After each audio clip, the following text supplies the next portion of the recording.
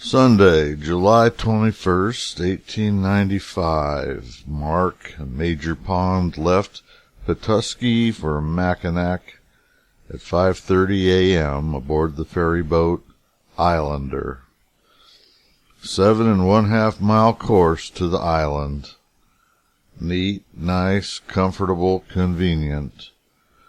None of those words can be applied to any channel boat. Those damned awful scows. They joined the ladies and waited 5 hours on the dock for the SS Northwest to take them to Duluth.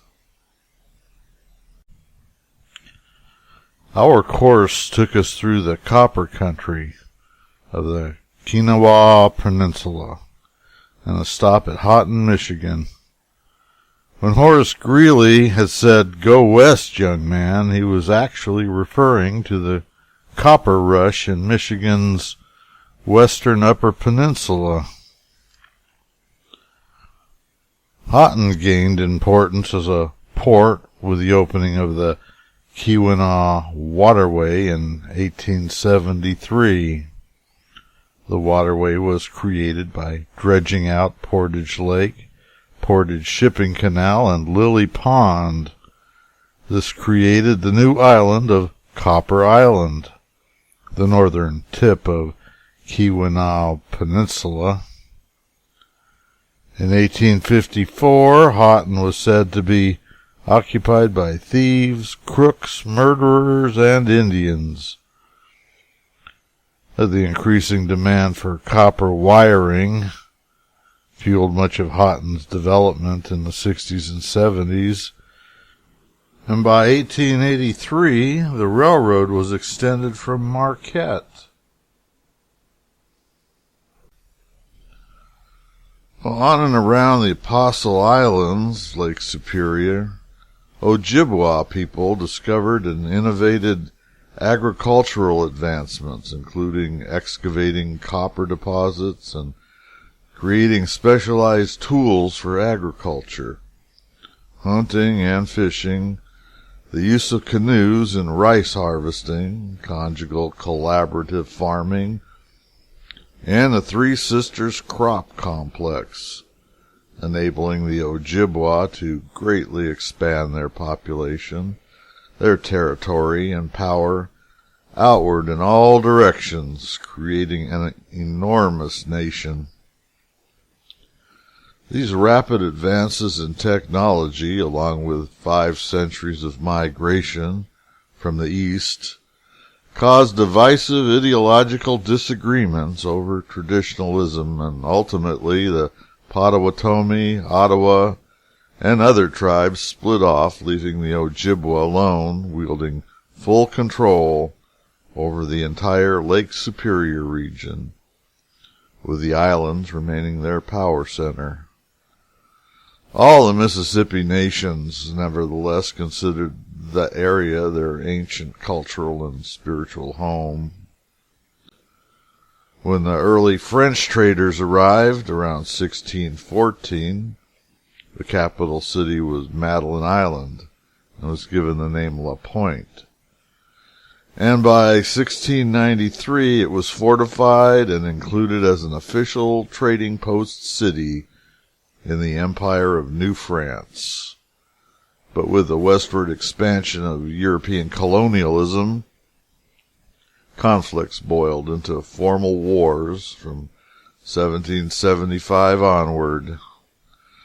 Over the next 35 years, as more and more native populations were concentrated into increasingly smaller areas, these areas became unable to provide sustenance for the swelling populations.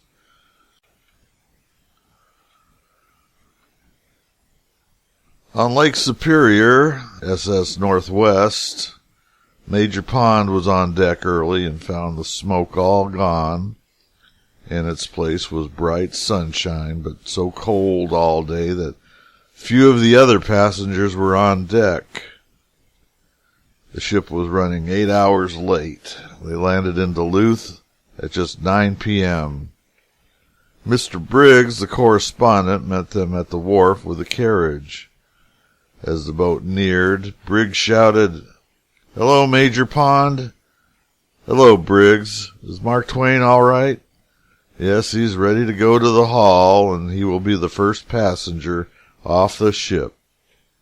"Good. We have a big audience waiting for him," said Mr. Briggs. "We'll have them convulsed in 10 minutes, said I.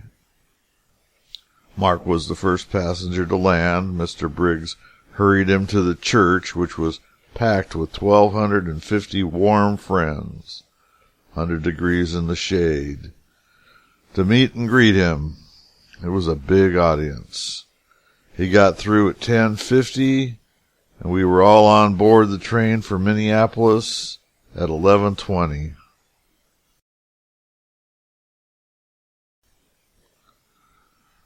Well, Duluth, the opening of the canal at Sault Ste. Marie in 1855, and the contemporaneous announcement of the railroads coming, had made Duluth the only port with access to the Atlantic and Pacific Oceans.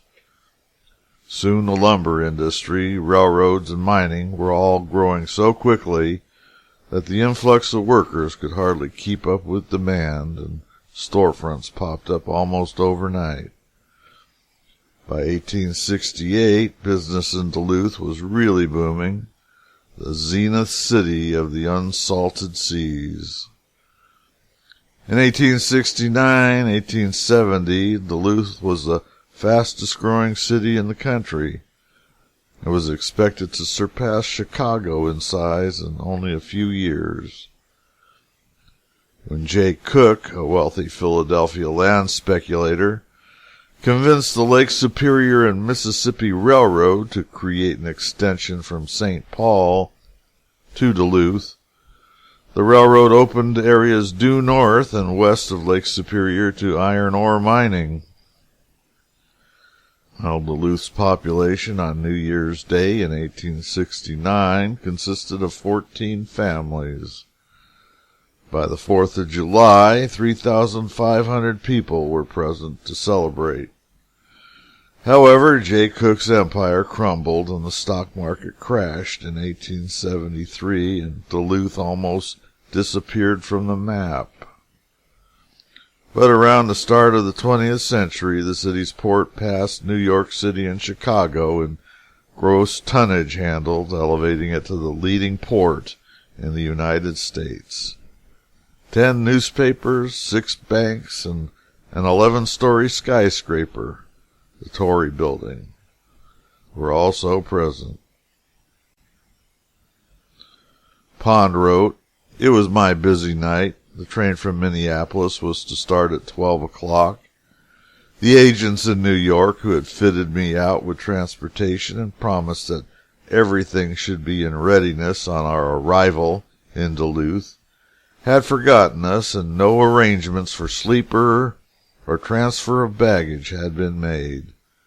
I had all this to attend to, besides looking after the business part of the lecture, which was on sharing terms with a church society.